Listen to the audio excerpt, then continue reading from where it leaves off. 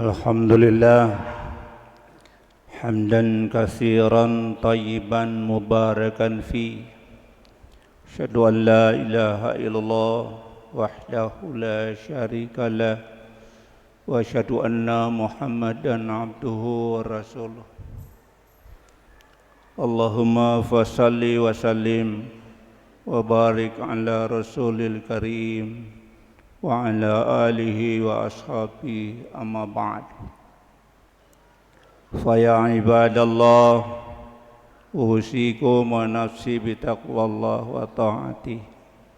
Fa qala ta'ala fi kitabihil karim a'udzu billahi minasy syaithanir rajim lan tanalul birra hatta tunfiqu mimma tuhibbun.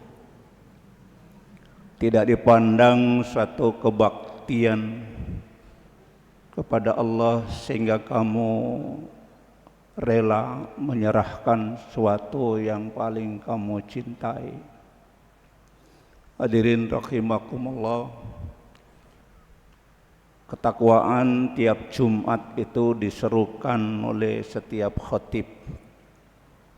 Selain bahan evaluasi takwa kita hari ini harus lebih baik dari takwa kita yang lalu, juga sanggup secara jujur bahwa tingkatan yang paling tinggi kehidupan ini adalah ketakwaan yang bermutu, yang berkualitas, sehingga semua ayat Quran yang bicara tentang ketakwaan itu tidak hanya sebatas oleh amalia yang formalistik, tetapi membutuhkan implementasi amal-amal sosial dan spiritual di tengah kehidupan masyarakat. Kita ingat kedua anak Nabi Adam berkurban. Ternyata walaupun anak Nabi kurbannya itu ada yang ikhlas, ada yang terpaksa. Idh qarraba qurbanan fatuqabbila min ahadima wa lam yutaqabbal minal akhar qala la aqtulanna qala innama yataqabbalullahu minal muttaqin. Tercatat dalam sejarah Habilah kurbannya yang diterima dan kurban dari Kabil menjadi sia-sia. Mengapa begitu? Karena hidup ini memang untuk meraih prestasi siapapun kita dalam bidang apapun dituntut untuk berkorban. Makin sedikit pengorbanan kita, maka prestasi, reputasi yang kita raih itu makin rendah. Tapi makin tinggi tujuan dan cita-cita kita supaya amal kita diterima oleh Allah, maka ketakwaan yang diperlukan untuk itu adalah ketakwaan tingkat tinggi. Karena kata Allah, innama yataqabbalullah minal muttaqin. Orang yang berkorban itu dengan susah payah, tetapi juga nilainya di hadapan Allah adalah ketulusan, keikhlasan. Demikian tulus dan ikhlasnya, maka menyerahkan apa saja untuk kepentingan agama Allah, berjuang di jalannya, menegakkan yang hak, menumpas yang batil dan zalim, tidak pernah menjadi hitung-hitungan.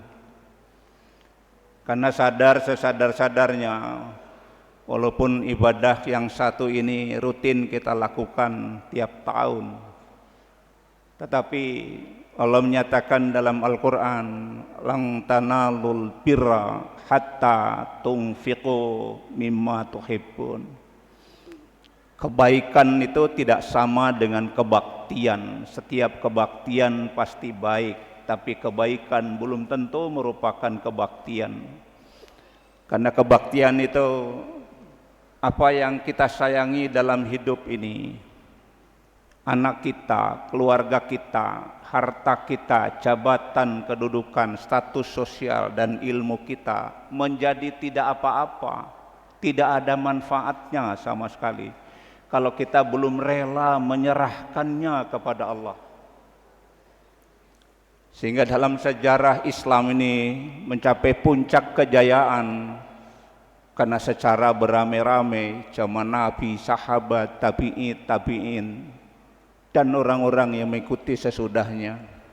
Ada yang mewakafkan hartanya untuk agama, ada yang mewakafkan ilmunya, ada yang mewakafkan pikiran dan tenaganya, buah karyanya, buku-buku, kitab-kitabnya, semua diserahkan kepada Allah. Karena dia yakin inna sholati wa nusuki wa mahyaya wa mamati lillahi rabbil alamin. Apa yang kita dapatkan hidup ini kecuali apa yang sudah pernah kita serahkan kepada Allah? Maka ikhlas dalam berkorban adalah puncak ketakwaan yang paling tinggi. Dan semakin orang masih hitung-hitungan, masih sayang terhadap apa yang Allah titipkan, maka tingkat ketakwaan itu semakin rendah. Kita ingat bagaimana asbab nuzul surah Al-Baqarah ayat 177. Ketika orang-orang Yahudi sibuk beribadah menghadapkan diri ke barat, sementara orang Nasrani sibuk menghadap ke timur. Tetapi kemudian turun ayat ini, laisal birra ang tuwallu wujuhakum qibalal masyriqi wal maghrib walakinnal birra man amana billah wal malaikati wal kitabi wan nabiyyin wa atal mala ala hubbihi dzawil qurba wal yatama wal masakin wa ibnas sabil wasailina wa fir riqab.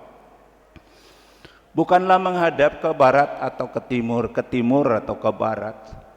Tapi keimanan itu ialah mereka yang yakin terhadap Allah, malaikatnya, kitab-kitabnya dan para nabi. Bahkan merelakan apa yang Allah minta untuk kepentingan agamanya kepada sanak saudara, fakir miskin, anak yatim, ibnu sabil, sabilillah dan orang-orang yang sedang berperang. Hadirin rahimakumullah, tidak pernah terjadi negara itu akan sejahtera kalau para pemimpinnya tidak rela untuk berkorban untuk rakyatnya.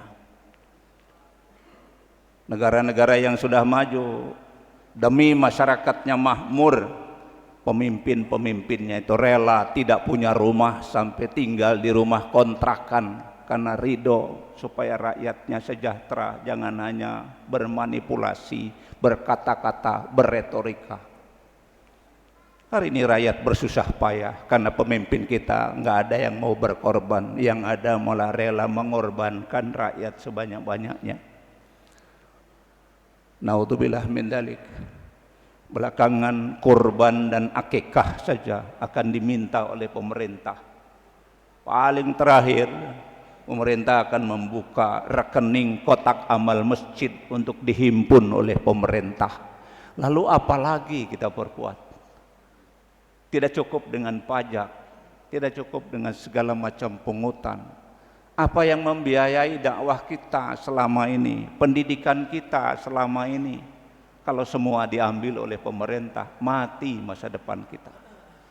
Kita tidak membantah, tapi tolong jadi bahan pemikiran. Bukankah rakyat dan masyarakat yang harus dibantu? Bersusah payah kita menyelenggarakan pendidikan, menyelenggarakan dakwah di segala bidang kehidupan.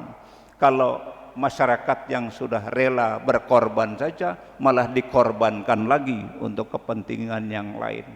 Inilah yang jadi bahan renungan kita. Mudah-mudahan Idul Adha yang sebentar lagi akan tiba, 27 Mei 2026, insyaallah Allah gerakan hati, pikiran, jiwa kita untuk menyerahkan semuanya bagi kepentingan Allah dan perjuangan agamanya. Barakallahu li wa lakum.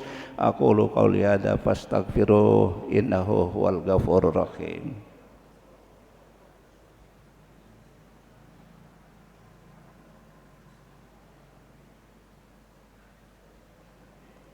Innal hamdalillah nahmaduhu wa nasta'inuhu wa nastaghfiruh wa na'udzu billahi min syururi anfusina wa sayyiati a'malina. May yahdihillahu fala mudilla lahu wa may yudlil fala hadiyalah. Asyhadu an la ilaha illallah wahdahu la syarikalah wa asyhadu anna Muhammadan abduhu wa rasuluh. Allahumma shalli ala Muhammad wa ala ali Muhammad. Dalam satu hadis, Nabi itu membolehkan orang berkorban 1 ekor kambing untuk satu keluarga. Tentu memotivasi, jangan sampai ada orang ingin masuk surga tapi tidak pernah berkorban, maka diberi keringanan oleh Nabi. Tetapi hadis ini sering disalahpahami. Korban itu yang penting ikhlas, walaupun kecil dan sedikit itu penyesatan. Saya lihat banyak spanduk-spanduk di pinggir jalan, berkorban cukup dengan 1.800.000, itu harga kambing bengek gitu, yang tidak layak dicontoh. Semurah-murahnya 4-5 juta. Jadi jangan merendahkan, maksud Nabi itu bukan itu. Takut orang nggak puasa, nggak sanggup korban sendirian, boleh sekeluarga, semua ikut berkorban. Tapi yang mampu dengan 1 atau 7 ekor sapi sendirian itu lebih baik. Islam kan begitu, bukan dibalik, malah kita ngambil korban nggak apa-apalah, sedikit juga yang penting ikhlas. Yang benar itu besar nilainya tapi ikhlas, jauh lebih baik daripada kecil banyak ngomel, itu yang rusak agama ini. Mudah-mudahan Allah Subhanahu wa taala mengampuni dosa kesalahan kita, menuju kita ke jalan yang diridainya. Allahumma amin ya mujibas sailin. Allahumma ighfir lana taqabbal minna innaka antas samiul alim wa tub alaina innaka antat tawwabur rahim. Rabbana atina fid dunya hasanah wa fil akhirati hasanah wa qina adzabannar. Walhamdulillahirabbil alamin. Ibadallah aqimus shalah.